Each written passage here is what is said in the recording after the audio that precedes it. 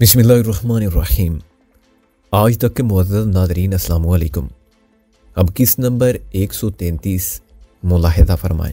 रुस्तम को अंदाज़ा नहीं था कि बीबी से इतना करीब होकर इतना दूर होना कितना अज़ियतनाक होगा। वह हर मसले से बेनियाज होकर उन्हें छूना चाहता था, उनके होंठों को, उनकी आंखों को और पेशानी को, लेकिन इस खेमे में और इस सतकड़ी में वो ऐसा नहीं कर सकता था। उसे मालूम था यहाँ नादीदा आंखें दिख हैं। बस इतनी ही मुलाकात काफ़ी थी, बस इतनी ही। इससे ज़्यादा खुशी तो वो बीबी के तसव्वुर से हासिल कर सकता था। वो आंखें बंद करता तो संगलाख पहाड़ों में भी गुलजार खुल जाते थे। वो हर रात चांदनी हो जाती थी और हर मौसम बहार का मौसम बन जाता था। उसके इश्क ने अब उसके तसव्वुर को इतनी ताकत बख्श दी थी कि वो आंखें बंद करके अपनी बीवी को अपने सामने जीता जागता देखता था। अपने जिस्म और रूह की सारी रौनाइयों के साथ वो देवी उसके सामने आ जाती थी। वो एक पुजारी की तरह अपने आप को उसमें गुम कर देता था। बीबी की आवाज़ ने उसके ख्याल से उसे चौंका दिया। उन्होंने कहा, रुस्तम, मायूसी गुनाह है और हमें आखिरी वक्त तक हिम्मत नहीं हारनी चाहिए। मैं यहाँ से जिंदा बच गई तो तुम्हारे लिए कानूनी लड़ाई लड़ूंगी, उसके लिए आखिरी हद तक जाऊंगी, बिल्कुल आखिरी हद तक। विरासत में मुझे जो कुछ मिला है सब कुछ उस पर लगा दूंगी। मुझे पता चला है कि कुछ अरसा पहले तक वड्डे डेरे पर मौजूद मुजरिमों के लिए आम माफ़ी की बात होती रही है। ये प्रोग्राम बनता रहा है कि उन्हें हथियार फेंकने की ऑफर की जाए, लेकिन कुछ अजराली सरदार अपने मफाद के लिए आड़े आते रहे हैं। हम इस सारे मामले को फिर से उठाएंगे, इस बेजा खून खराबे को रोकेंगे। रुस्तम के ऊँटों पर फीकी मुस्कुराहट उभरी। मुझे लगता है बीबी, अब इस काम के लिए बहुत देर हो गई है। पुलिस वालों को तरक्कियाँ और तमगे चाहिए, अजराली सरदारों को इनाम के तौर पर चंद पहाड़ों की मलकियत चाहिए। इन लोगों के मुंह से रालें टपक रही हैं। मुझे नहीं लगता कि अब ये लोग लाले और इंतजामिया के बीच किसी तरह का कोई मुआहदा होने देंगे। खास तौर से रियाज हिटलर जैसे अफसर के होते हुए तो ये बिल्कुल मुमकिन नहीं है। इस डर से कि इंसाफ नहीं मिलेगा, इंसाफ लेने की कोशिश तो नहीं छोड़नी चाहिए। ये भी बुज़दिली की एक किस्म होगी रुस्तम। अचानक दूर कहीं तारीक फजाओं में हेलीकॉप्टर की फड़फड़ाहट सुनाई थी। रुस्तम की रगों में लहू सनसना उठा। बीबी ने भी ये आवाज़ सुन ली थी। उनका चेहरा जर्द नजर आने लगा। इंस्पेक्टर शाद ने ख्याल जाहिर किया था कि रियाज शायद सुबह तक लौटेगा, लेकिन उसके जल्दी वापस आने का इम्कान भी था और लगता था कि वो जल्दी वापस आ गया है। रुस्तम के जबड़े भींच गए। वो खुद को आने वाले बदतरीन हालात के लिए तैयार करने लगा। बीबी की आंखों में अजीब नमनाक एहसास था। यूं लगता था कि वो रुस्तम को अपने आप में छुपा लेना चाहती हैं, हर आफत हर तकलीफ से बचाकर बहुत दूर ले जाना चाहती हैं, लेकिन बेबसी ने उन्हें चारों तरफ से ऑक्टोपस की तरह जकड़ा हुआ है। हेलीकॉप्टर थोड़ी देर बाद हेलीपैड पर उतर गया। यह हेलीपैड पुलिस की पोजीशनों के पीछे तकरीबन 1 फरलांग की दूरी पर बनाया गया था। वो दोनों खेमे में मौजूद रहे और उस साफत का इंतजार करते रहे जो डिप्टी रियाज की शक्ल में यहाँ आने वाली थी। 20 मिनट गुजरे, 30 मिनट और फिर 1 घंटा गुजर गया। डिप्टी रियाज नहीं आया। मिलाकर डिप्टी रियाज की जगह एक बार फिर इंस्पेक्टर शाद का चेहरा दिखाई दिया। अब वो वर्दी के बजाय सफ़ेद शलवार कमीज में दिखाई दे रहा था। उसके चेहरे पर नरमी की झलक थी। उसके अंदर आते ही कांस्टेबल ने फोल्डिंग कुर्सी खोलकर खेमे के वस में रख दी। तब इंस्पेक्टर शाद कुर्सी की बजाय रुस्तम और बीबी के साथ ही नीचे दरी पर बैठ गया। कांस्टेबल चला गया तो इंस्पेक्टर शाद ने कहा, लगता है कि कुदरत को तुम दोनों का कुछ देर मजीद साथ रहना मंजूर है। डिप्टी साहब नहीं आए, वो सुबह आएंगे। शानी के चेहरे पर जर्दी की जगह हल्की सी चमक ने ले ली। हाँ, कभी कभी यूं भी होता है कि मौत के चंद घंटे आगे खिसक जाने पर खुशी का एहसास होता है। हेलीकॉप्टर पर कौन आया है? शानी ने पूछा। वो कुछ और लोग हैं, इंस्पेक्टर शाद ने कहा। फिर ज़रा तवक्कुफ से बोला, रुस्तम, तुम अपने बेरहम खातू से कानून को तोड़ते तोड़ते इतनी दूर निकल गए हो कि कोई तुम्हें वापस लाना चाहे तो भी नहीं ला सकता। अब तुम्हारी कहानी अंजाम के करीब आ गई है। बहरहाल मुझे तुमसे बल्कि दोनों से हमदर्दी है। उसने आखिरी अल्फाज अदा करते हुए बीबी की तरफ देखा। सिगरेट पियोगे? शाद ने रुस्तम से पूछा। रुस्तम का दिल चाह रहा था, लेकिन वो बीबी की मौजूदगी में ऐसा सोच भी नहीं सकता था। उसने नफ़ी में सर हिलाया। इंस्पेक्टर शाह ज़ेरे लब मुस्कुराया। मैं जानता हूँ तुम बीबी की बहुत इज्जत करते हो और इसके अलावा तुम दोनों में मोहब्बत का रिश्ता भी है। तुम्हारी ज़्यादातर कहानी मेरे इल्म में है, लेकिन बात फिर वहीं पर आ जाती है। कोई चाय भी तो आप दोनों के लिए अब कुछ नहीं कर सकता। शानी ने तीखी नज़रों से इंस्पेक्टर शाद को देखा और कहा, इस हमदर्दी की कोई वजह पूछ सकती हूँ? ज़रूरी नहीं कि हमदर्दी पैदा होने की कोई वजह हो, लेकिन एक वजह भी है। क्या मतलब? शानी ने पूछा। शानी बीबी, ऑफ दी रिकॉर्ड बात कर रहा हूँ। मैं तुम्हारी दलेरी और हिम्मत से मुतासर हूँ। तुम जिस तरह तन तनहा ताऊ शाम कुदरत जैसे लोगों के सामने डटी रही हो, ये तारीफ के काबिल है। मैं तुम्हारे बारे में काफ़ी कुछ जानता हूँ। मुझे तुम्हारे बारे में एक ऐसे शख्स ने बताया है जो एक वक्त में तुम्हारा बदतरीन दुश्मन था। आप किसकी बात कर रहे हैं? चौधरी बशीर के चचाजाद भाई चौधरी बाबर का। उसने तुम्हारी बेबसी से फ़ायदा उठाने की कोशिश की और तुमसे बुरा सलूक किया, लेकिन जब बदले में चौधरी बशीर ने उसे कत्ल करना चाहा तो तुम चौधरी के सामने दीवार बन गई। उस वक्त से चौधरी बाबर तुम्हारा बेदाम गुलाम है। शायद तुम्हें पता ही होगा, उसने दाढ़ी रख ली है और बहुत मजबी हो गया है। वो मेरा दोस्त भी है। शानी खामोश रही, रुस्तम भी खामोश रहा। लालटेनों की लो खैमे में थरथराती रही। पोठोहार के टीलों में एक तारीख संगीन रात जख्मी नागन की तरह बल खाती रही। शानी को वो वक्त याद आ गया जब बाबर ने रात के अंधेरे में उसे ताबू शाम की जालिम हिरासत में से निकाला था। और ये कोई अकेला वाक़या नहीं था। इसके अलावा भी कई मौक़ों पर बाबर ने दरपर्दा शानी की मदद की थी। इंस्पेक्टर शाह ने सिगरेट का गहरा कश लेकर कहा, शानी बीबी, मैंने सोचा कि अगर ज़िंदगी में कभी तुमसे मुलाकात हुई तो मैं तुमसे बहुत अच्छी तरह पेश आऊँगा, तुम्हें वो इज़्ज़त दूंगा जिसकी तुम हकदार हो। लेकिन अफसोस, हम ऐसे हालात में मिले हैं जब तुम्हारी हैसियत एक कैदी की है और डिप्टी साहब की गैर मौजूदगी में मैं तुम्हारा निगरान हूँ। तुम दोनों के लिए डिप्टी साहब की हिदायत बड़ी सख्त है। इन हिदायत की खिलाफ वर्जी करते हुए मैंने तुम दोनों को यहाँ इकट्ठा रखा है। इसके सिवा और मैं कुछ नहीं कर सकता। शुक्रिया, शानी ने नज़रें झुका कर कहा। इंस्पेक्टर शाह ने कहा, अब कन्फर्म हो गया है कि डिप्टी साहब कल 8-9 बजे से पहले यहाँ नहीं पहुँचेंगे। तुम दोनों सुबह तक आराम से यहाँ रह सकते हो। बाहर पैरा ज़रूर मौजूद है, लेकिन यहाँ खेमे के अंदर कोई नहीं आएगा, ना ही किसी को मालूम है कि अंदर कौन कौन है। वो दोनों अब भी खामोश रहे। इंस्पेक्टर शाह एक तवील सांस लेकर उठ खड़ा हुआ। उसने अपने खास मातहत अमजद को आवाज़ दी। एएसआई अमजद जल्दी से अंदर आ गया। रुस्तम को अंदाज़ा हो रहा था कि एएसआई की हैसियत इंस्पेक्टर शाह के राजदार मातहत की है। इंस्पेक्टर शाह ने अमजद से कहा, ये दोनों लालटेनें उठा लो, मेरे खैमे में इनकी ज़रूरत है। अमजद ने लालटेनें उठा ली और इंस्पेक्टर शाह के साथ अकबी दरवाजे से बाहर निकल गया। खैमे में गहरी तारीकी फैल गई। बाहर जाने के बाद इंस्पेक्टर शाह एक बार फिर मुड़ा और खैमे में जाकर शानी से बोला, खैमे का पर्दा अंदर से बांध लो। शानी उठी और उस खैमे के दोनों पर्दों की डोरियां अंदर से बांध ली। वो रुस्तम के करीब आ बैठी।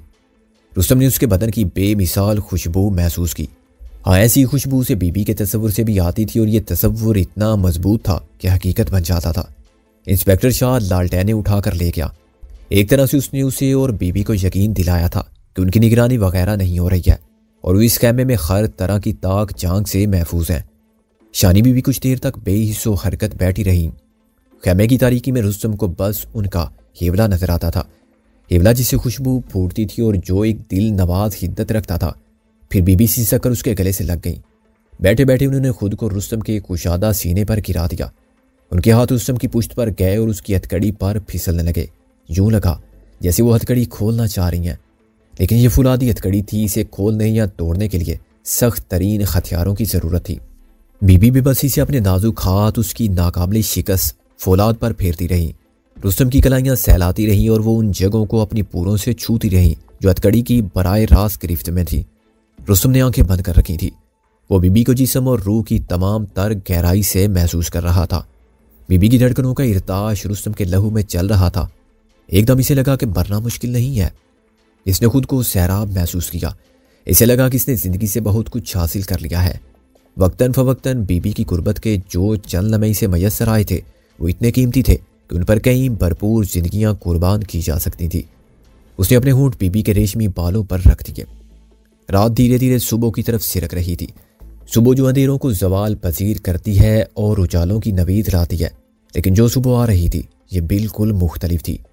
रुस्तम जानता था कि अभी कुछ देर बाद जब बादे सबा चलेगी तो उसमें फूलों की बजाय खून की महक होगी।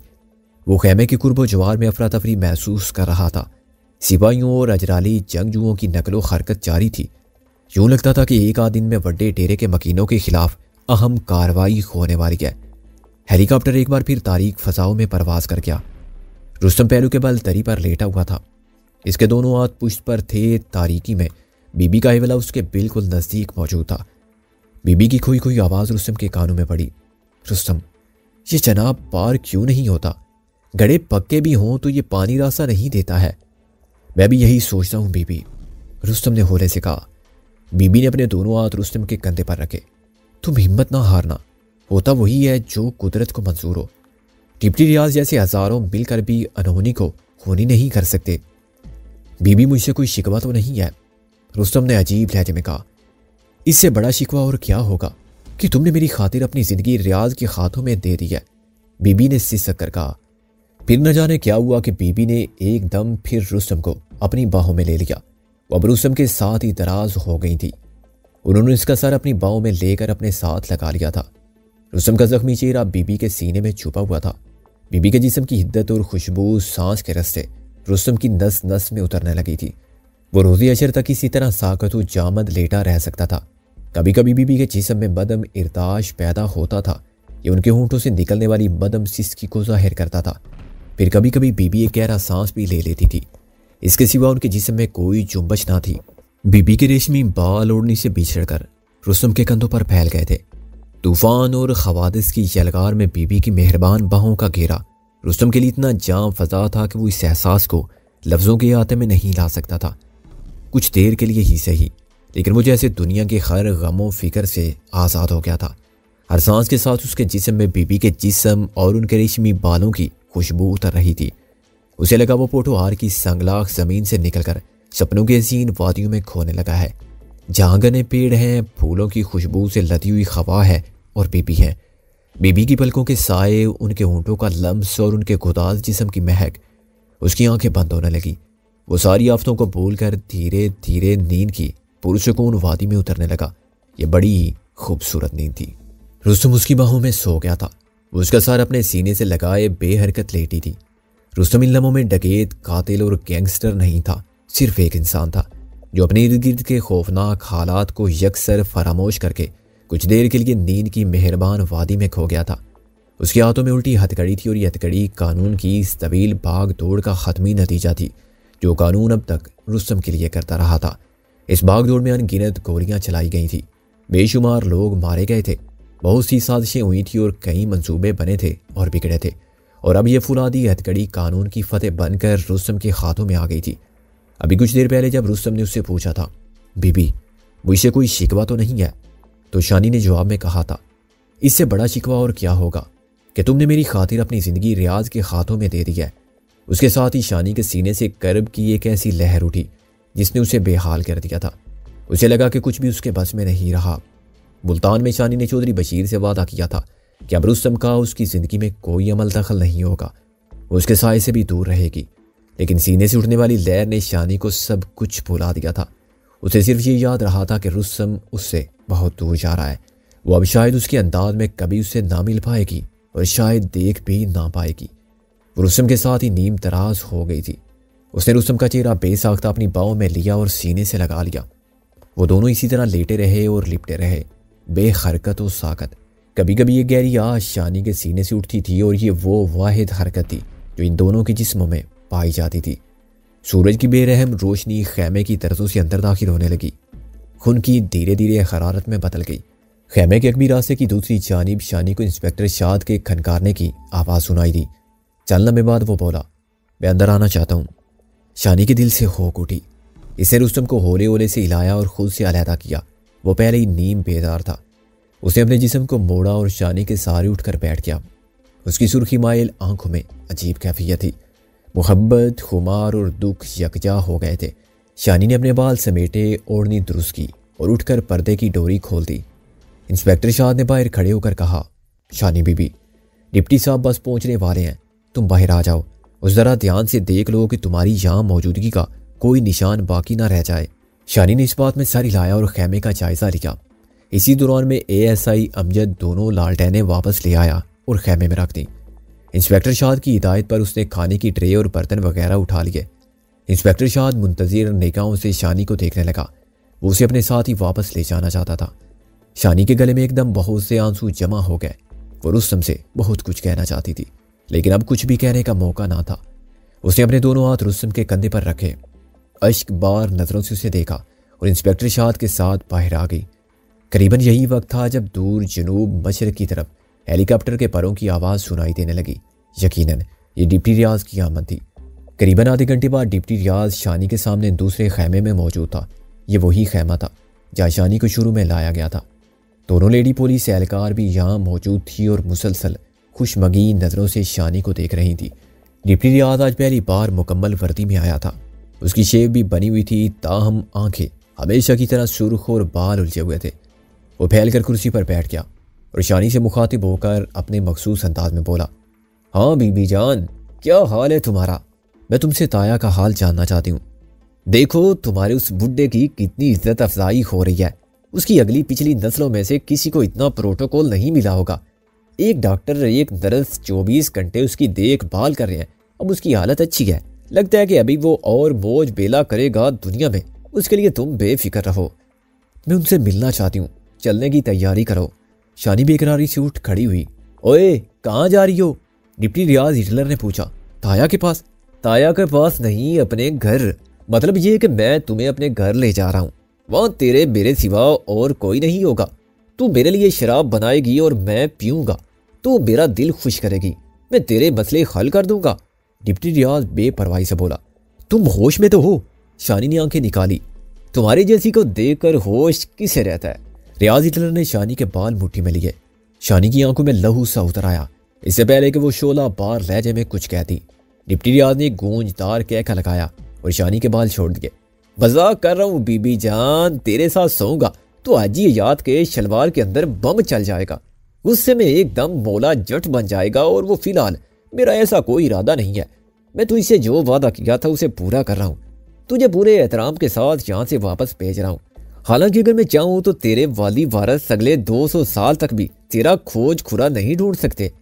शानी ने एक गहरी सांस ली। रुस्तम का कहा दुरुस्त साबित हो रहा था। अंदाजा होता था कि डिप्टी रियाज शानी को छोड़ने पर आमादा है। उसने डिप्टी रियाज की आंखों में देखते हुए कहा, और ताया मासूम, तेरे ताया की हालत अभी इस काबिल नहीं है कि वो तेरे साथ जा सके। हमारी हिफाजत में रहेगा। बहरहाल उसके बारे में भी मैं अपना वादा पूरा करूंगा। वो कुछ दिनों में जिंदा सलामत तुम्हें मिल जाएगा, लेकिन उसके बारे में जो शर्तें हैं वो तुम्हें भी पता होंगी।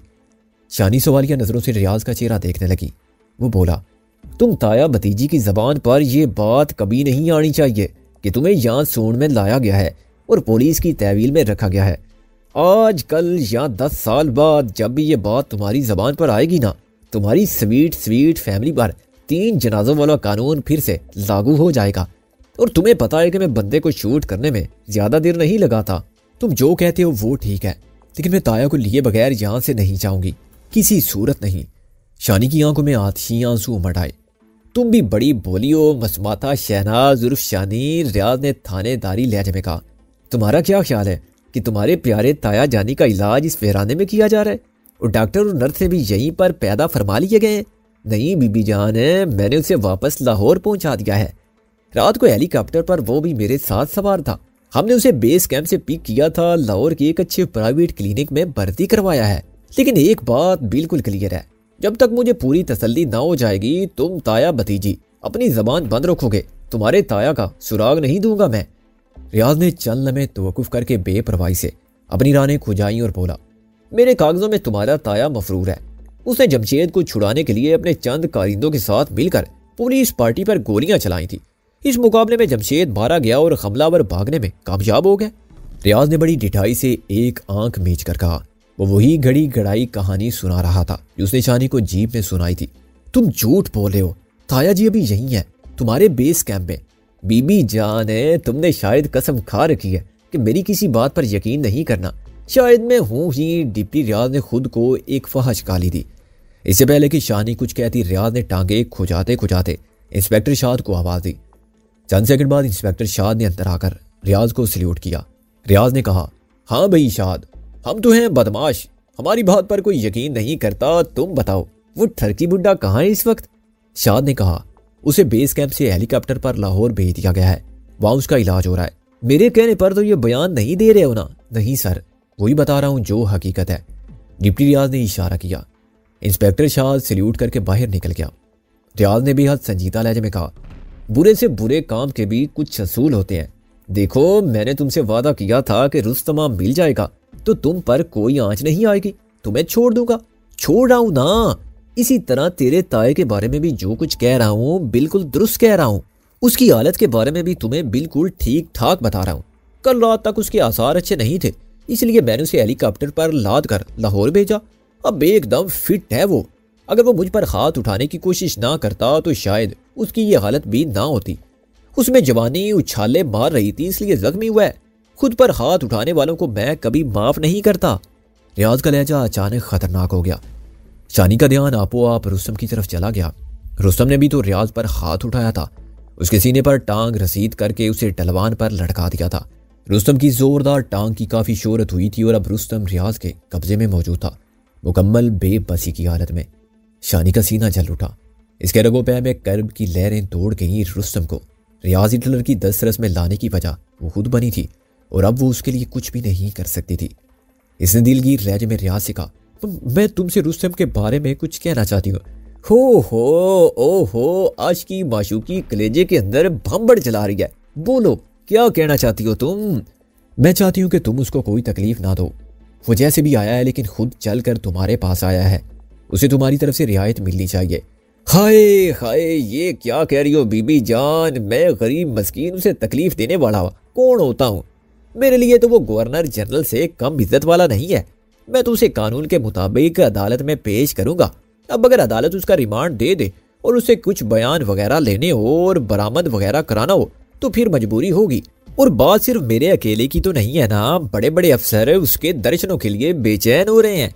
अगर उनमें से किसी का घड़ा रुस्तम ने फोड़ा हुआ है तो फिर ये मामले तो उसे जरूर भुगतना पड़ेंगे ना।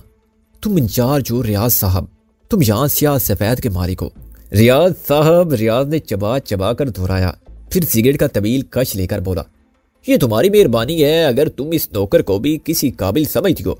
बहरहाल मेरी तरफ से बिल्कुल बेफिक्र हो। लेकिन मैं कहना चाहती हूँ। शानी की आवाज गले में अटक गई। वो जहरनाक अंदाज में मुस्कुराया, घबराओ मत, मैंने उससे जो कुछ बकवाना होगा मारे बगैर बकवाऊंगा। बस कुछ गुतारियां निकालूंगा, उसे हंसा हंसा कर लोट पोट कर दूंगा उसे। वो हंसते हंसते सब कुछ बता देगा। इससे पहले कि शानी मजीद कुछ कहती, रियाज ने एक बार फिर इंस्पेक्टर शाद को कड़ाकेदार आवाज दी। वो हुक्म की जिनकी तरह गालबन दरवाजे पर खड़ा हुआ था। रियाज फैसला कुन लहजे में बोला, शानी बीबी को बड़े एहतराम के साथ बेस कैंप तक पहुंचाना है। वहां से जो पहली जीप वापस रवाना हो उसमें बीबी जान को सवार होना चाहिए। मेरी बात है, समझ रहे हो ना? यस सर, इंस्पेक्टर शाद ने अदब से कहा। उसके साथ ही डिप्टी रियाज अपनी जगह से उठ खड़ा हुआ। मेरी बात तो सुनो, शानी ने कहा, लेकिन तब तक रियाज अपने भारी कूलों को हरकत देता बाहर निकल चुका था। वो अपने मातहत पर बरस रहा था। ओए रहमत, काम मर गया तू, कुत्ते के बच्चे, अभी तक 4 तोस नहीं गर्म हुए तुझसे। ओए रहमत, काम मर गया तू, कुत्ते के बच्चे, अभी तक 4 तोस नहीं गर्म हुए तुझसे। शानी अपनी जगह साकत और जामद बैठी रह गई। वो समझ गई कि डिप्टी रियाज ने अपनी राब्ता लाइन उससे काट दिया। बाहर से रियाज की करख्त आवाज सुनाई दे रही थी। वो रहमत को इस जंगली बिल्ले से तशबीह दे रहा था। इसकी ख्वाहिश होती है कि हर वक्त अपनी माता को अपने नीचे दबाकर बैठा रहे। 12 बजे दोपहर से थोड़ी देर पहले शानी को बड़े डेरे के नवा से रवाना कर दिया गया। वो जाना नहीं चाहती थी, लेकिन जाना भी तो जरूरी था। उसे भेजने वाले उसे रुकने की इजाजत नहीं दे सकते थे। उनका मकसद पूरा हो चुका था। वो सभा को जंजीरें डालने में कामयाब हो गए थे जो अब तक उनकी पहुंच से बाहर थी। रुस्तम पाबा जंजीर रियाज हिटलर की तहवील में था। वो रोती हुई रवाना हुई। उसने अपना मुंह सर एक चादर में लपेट रखा था। सिर्फ आंखें ही नजर आ रही थी। वो रुस्तम और उसके सारे साथियों को मौत के खौफनाक शिकंजे में छोड़कर जा रही थी। इसके सिवा कोई चारा नहीं था। बुलंदी से दूर करीबन 4 फरलांग के फासले पर बड़े डेरे के कब्रिस्तान के आसार नजर आते थे। शानी ने सोचा यही कब्रिस्तान है जहाँ नादिया रुस्तम की मरहूमा बीबी अब्दी नींद सो रही है। उसके हजारों लाखों पुरिस्तारों ने सोचा भी ना होगा कि उनकी हीरवन एक संगलाख फहराने में जान की बाजी हार जाएगी और खुदरू दरख्तों के दरमियान पत्थरों के नीचे दफन हो जाएगी। शानी का दिल भर आया। इसने बड़े डेरे और उसके सारे मकीनों की तरफ से रुख फेर लिया। उन सब लोगों को हालात के दायरे पर छोड़ने के सिवा कोई चारा ना था। शानी के साथ वापस बेस कैंप रवाना होने वालों में सब इंस्पेक्टर मुख्तार के अलावा 8 मुसल्ला अफराद, एहलकार और 2 अजराली थे। ये दोनों मुकामी लिबास, मजली और पगड़ी वगैरह में थे। इनके पास भी जदीद राइफलें मौजूद थी। इन सब को बेस कैंप तक का दुश्वार गुजार सफर पैदल ही तय करना था। उम्मीद थी कि रात 7-8 बजे तक वो वापस बेस कैंप में पहुंच जाएंगे, जहां से बदरिया जीप शानी को गोजर खान या जेलम वगैरह पहुंचाया जा सकता था। ये सफर 2-3 घंटे तक मुसलसल जारी रहा। हवा में खासी तपश थी। सिर्फ दोनों अजराली पुरसुकून नजर आ रहे थे क्योंकि वो इस मौसम और माहौल के आदी थे। शानी ने अंदाजा लगाया कि दोनों अजराली शानी को जानते नहीं हैं। यही पोजीशन बाकी एहलकारों की भी थी। शानी उनके लिए तकरीबन अजनबी थी। सिर्फ सब इंस्पेक्टर मुख्तार मुकम्मल हकीकत से आगाह था और जानता था कि शानी कौन है और किस मकसद से यहाँ पहुंची थी। ताया मासूम की हालत के बारे में शानी को बेहद परेशानी थी, लेकिन उससे कहीं ज़्यादा ताकत के साथ जो परेशानी शानी पर हमलावर हो रही थी वो रुस्तम और उसके साथियों की थी। पुलिस और अजरालियों की तैयारियों से बिल्कुल वाज़ेह था कि बड़े डेरे को मलियामेट करने का तहिया वो कर चुके हैं। ख़ास तौर से डिप्टी रियाज तो बिल्कुल खलाकू खान बना हुआ था। रुस्तम का जख्मी चेहरा बार बार शानी की निगाहों में आता था और कोई डोर बेहद जोर से इसे अपनी तरफ खींचने लगी थी। ये कैसी कशिश थी, ये कैसा बंधन था, ये जो कुछ भी था बेहद बेरहम था, बहुत नाकाबिले बर्दाश्त था। कुछ इसी किस्म की कैफियत शानी ने तब महसूस की थी जब मुल्तान के आस्थाने में वो रुस्तम को छोड़कर बाहर निकली थी। शानी को लगा कि इस बेपनाह कशिश के सबब उसका दिल सीना तोड़कर बाहर निकल आएगा और रुस्तम की तरफ उड़ता चला जाएगा, या फिर उसके जिस्म का हर हर जोड़ उखड़ जाएगा और रेजा रेजा होकर बिखर जाएगा। क्यों होता है ऐसा, क्यों? उसने खुद से पूछा। जवाब तो कोई भी नहीं था।